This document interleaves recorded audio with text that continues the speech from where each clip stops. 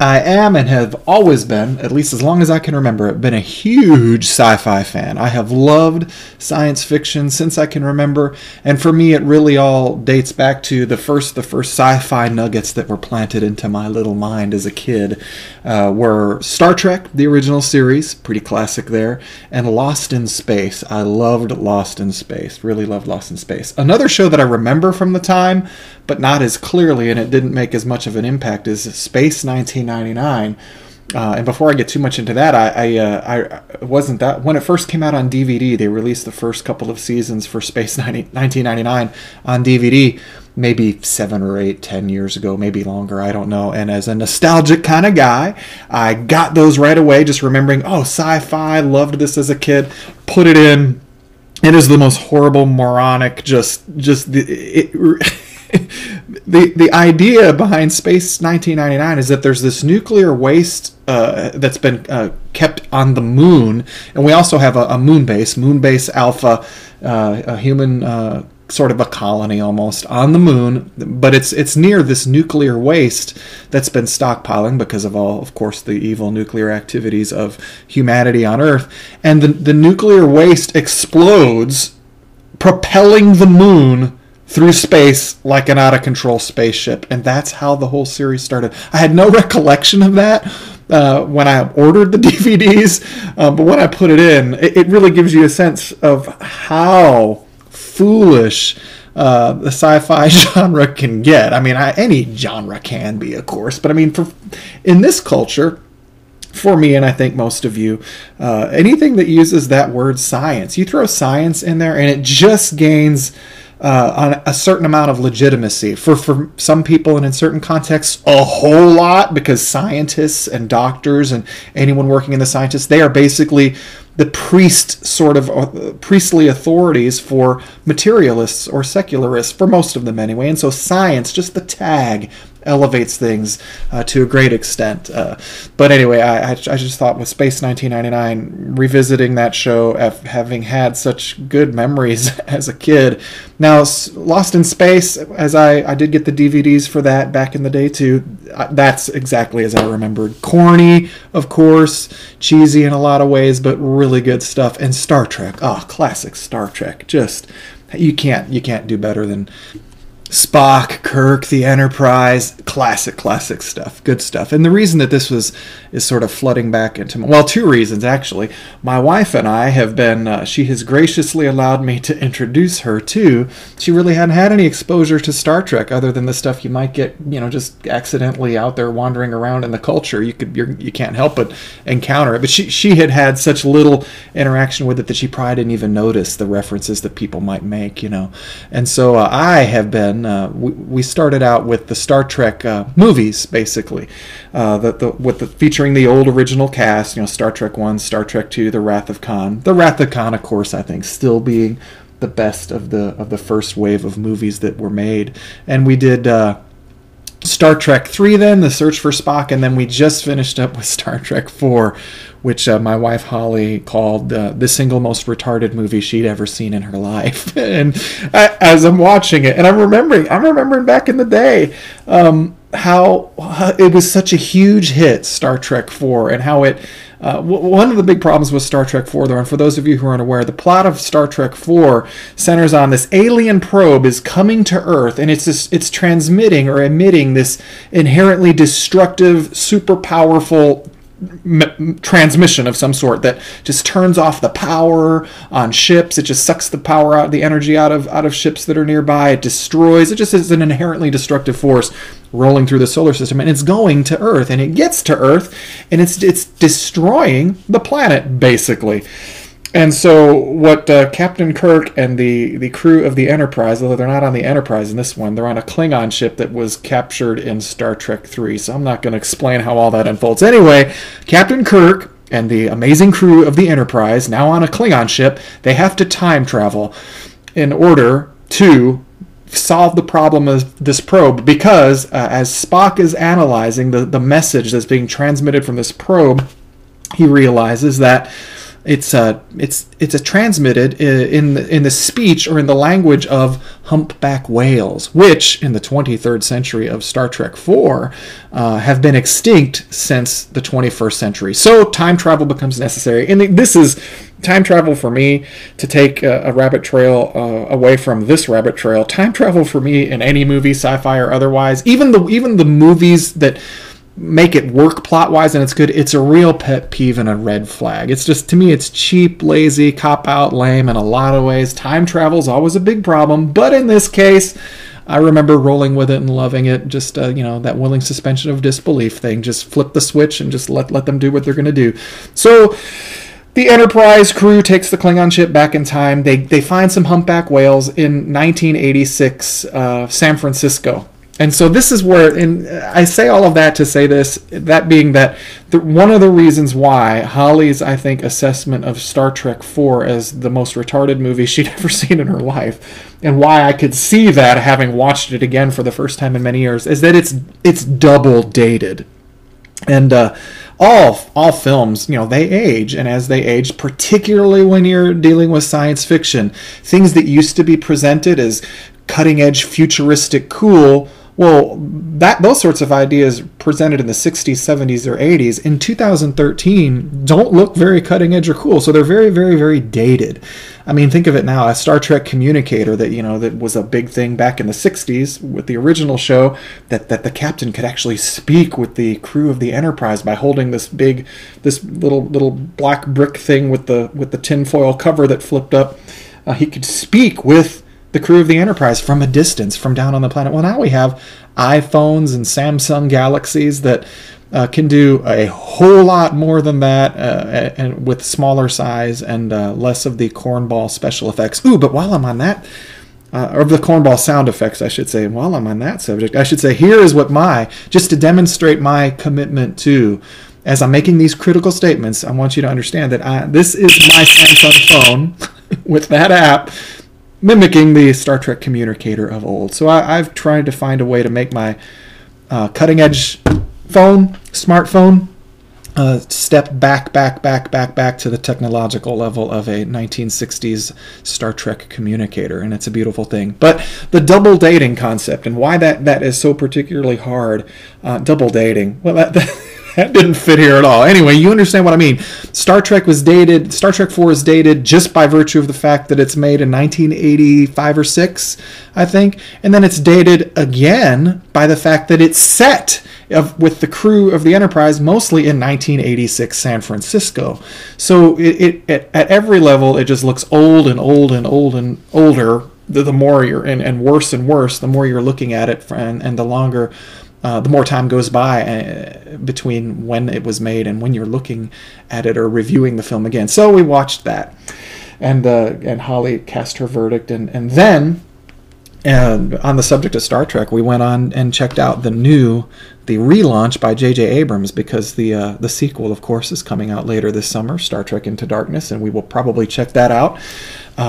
Star Trek, the reboot, saved the franchise. This is not probably the place to get into much more detail on the Star Trek front, but that reboot by J.J. Abrams was incredible. Holly even liked it, so that's a very good sign, and so we're both looking forward to Star Trek Into Darkness. And all of this, other sci-fi that really made an impact as a kid. I remember the original Battlestar Galactica and the old Buck Rogers in the 25th century. That show was just corny to me even then. Battlestar Galactica, though, I loved.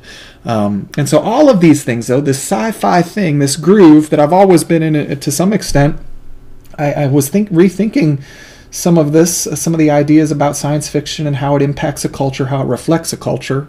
The values of the author or contributors to whichever script and sci-fi mythology is being developed. And I had heard recently there's a libertarian, I hate to categorize somebody so rigidly, but I heard him in the context of libertarian political ideas, conservative libertarian guy, a guy named Bill Whittle. He does a lot of stuff. You can find him on YouTube. There's a lot of good stuff. Very good stuff. I've really enjoyed listening to a whole lot of Bill Whittle over the years here. But he is coming from a secular perspective. But one of the things that Bill Whittle is working on now, he's working on this project called Aurora. And Aurora is a science fiction film that he's working on. And it sounds, I've been following along with the Bill Whittle channel on YouTube and such, and sounds like he's making real progress. This thing will actually happen. This thing being a series of films, if I'm understanding correctly, science fiction films. And the idea that Bill Whittle has, and the thing that I think he has right, is that we can politically, we can't expect to make a whole lot of gain if the culture is being perpetually and aggressively moved further and further left. Conservatives cannot expect to swim against the cultural tide in an ongoing fashion and have that be productive in the long run. I mean, you can have some victories, you can have your moments, but overall, the culture, look through, you think of the 60s and 70s, okay, we think of those as liberal times maybe, but the 80s, conservatives politically, we think of Ronald Reagan and the resurgence that we had in some way there. But still, culturally, we're moving to the left. The films, the film industry, the music, the culture's being moved. And so Bill Whittle's hope and idea, and I think there's a lot of value in this. We'll get into maybe where he's missing the boat, obviously. From a Christian perspective, there's some profound fundamental realities that Bill Whittle doesn't see and can't because of where he's at. It's not a matter of he's not bright enough. The dude is brilliant in a lot of ways. But the idea is that he wants to produce Aurora, a science fiction series that captures and promotes conservative libertarian values, libertarian ideas, the good, presenting conservatism in a good light. And that's the basic gist of it. I mean, he's a science fiction lover who has these political views, and he wants to bring the two together to help move the culture. Honestly, it's not now propaganda is not inherently evil, but he's not meaning this in the sneaky sort of way, covert. I mean, good night. He's broadcasting these podcasts and YouTube clips just discussing this in great detail and is happy to have it out there. Here's what and everyone who's creating a mythology is advocating for their worldview. That's important to understand. And when all of the mythologies out there, you look across the networks and the cable television shows and the movies and the music, the worldviews that are being promoted are all at war with God. And so as I was wrapping my head around this idea that Bill Whittle has had to clearly, openly, and professionally and smoothly, and Lord willing, with a good script and good effects, a quality production in the conventional sense, in the basic sense. I mean, so many Christian productions. Now I'm digressing a little bit, but man, some of the most well-known Christian works of fiction recently, the Left Behind stuff and the Left Behind movies. Oh wow.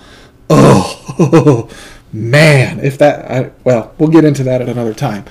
But the idea of moving the culture that way is beautiful to me. And when I was thinking about it, though, of course, as a Christian, listening to Bill Whittle discuss these things, I'm getting excited for him and for this idea.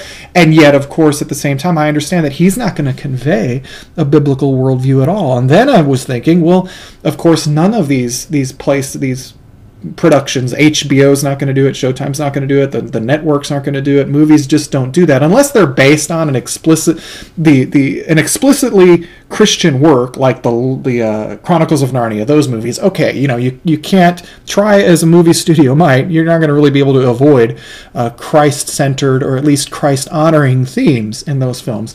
You could say the same for famous works written by clearly Christian authors, the Lord of the Rings trilogy, those sorts of things. It's there. It's great because it's there.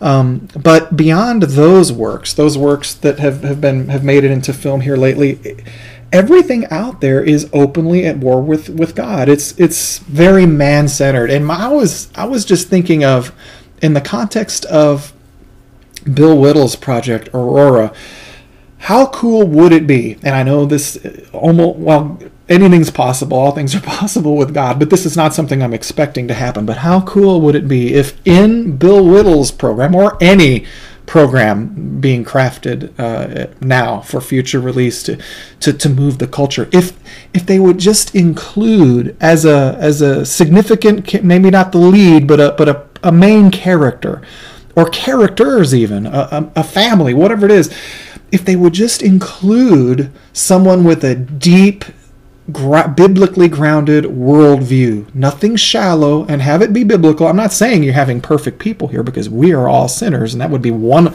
Boy, there's so many opportunities there to demonstrate the biblically described struggle between a supernaturally converted new creature in Christ's new nature with the remnant of his old, as he struggles through sanctification on this side of eternity. But if someone, how cool would it be, and how horrible is it that this is missing from practically, if not absolutely, all of pop culture right now? There's no character that I can think of in any prominent or not so prominent television series, movie. We're just not seeing the presentation in works of fiction of people with a deep, grounded, serious, biblical Christian worldview. And it would just be awesome just to have someone in there who could explain Reformation principles, the sovereignty of God in salvation, or in his universe as the completely in control, purposeful creator of all things, the God who gives all power to all things at all time in his creation so that they serve him and ultimately will, in the truest, ultimate sense, glorify him, bring him glory.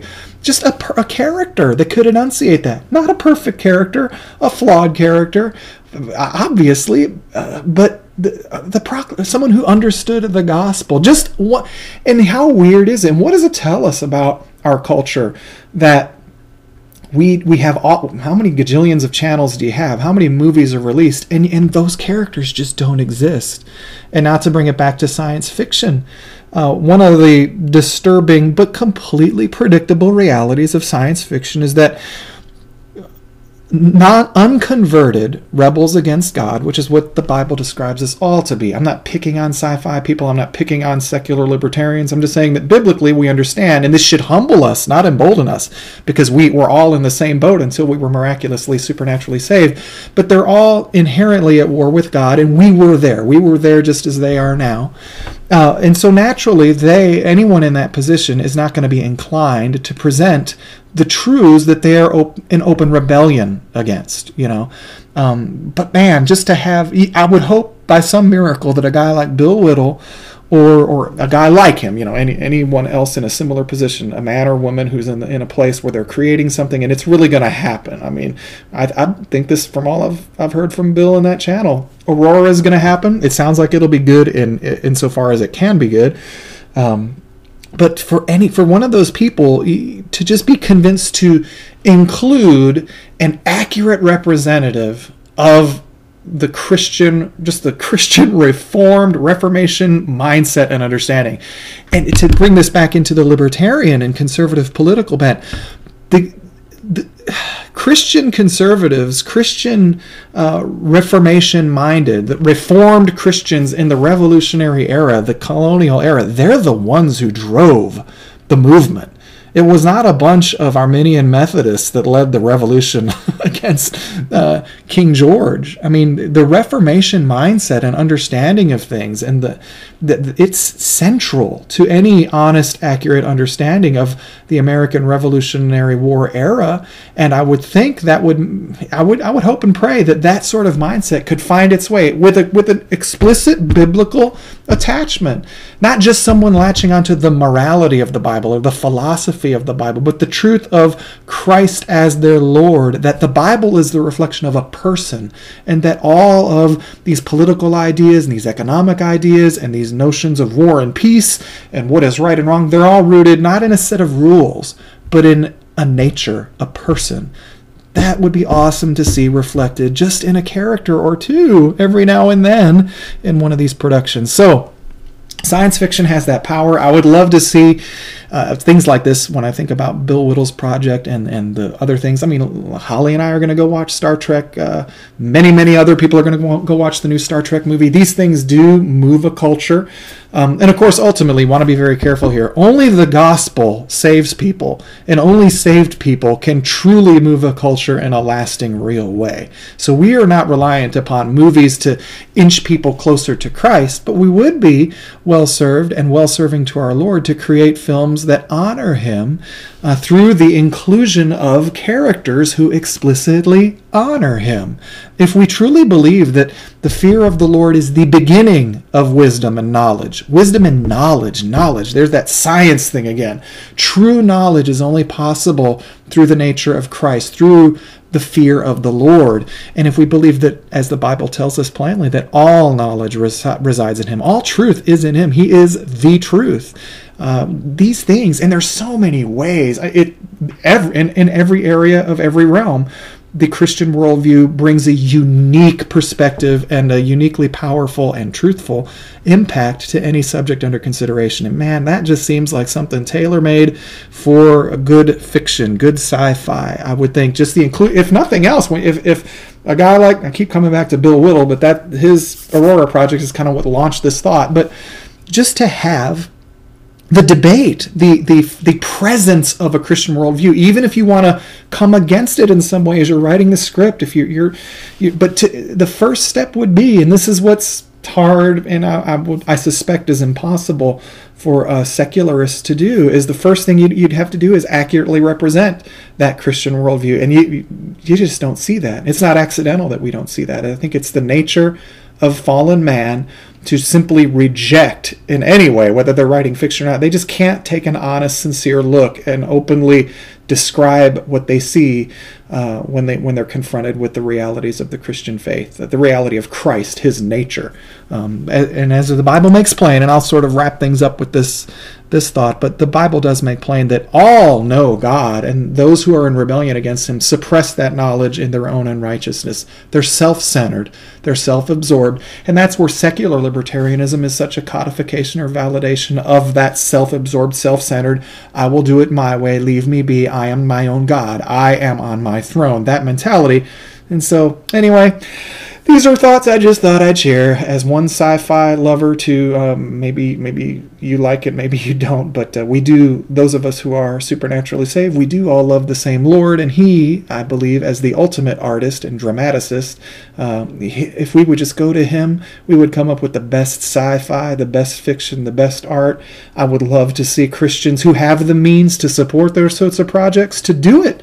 Why do we not see Christians producing high-end quality programming like that? Where are they? I don't know. But again, I don't mean that as a solid, fiery indictment or anything. I just wonder. I wonder why it is that everybody else can do this, and it seems as though we can't. But anyway, keeping Christ at the core, the gospel at the core, the best fiction and art will come from that if we believe what the Lord has told us about the reality that he has created. All right, well, thank you for tuning into this installment of Revolution Radio. If you have any thoughts, questions, criticisms, suggestions, hate mail to send my way, whatever it is, you can reach me at feedback@firebreathingchristians.com. Do head on over to firebreathingchristians.com to check out the latest updates. Thanks again for taking the time to check this out. I hope to hear from you soon. Hope you enjoy this coming weekend, and Lord willing, I will be broadcasting again next week. God bless.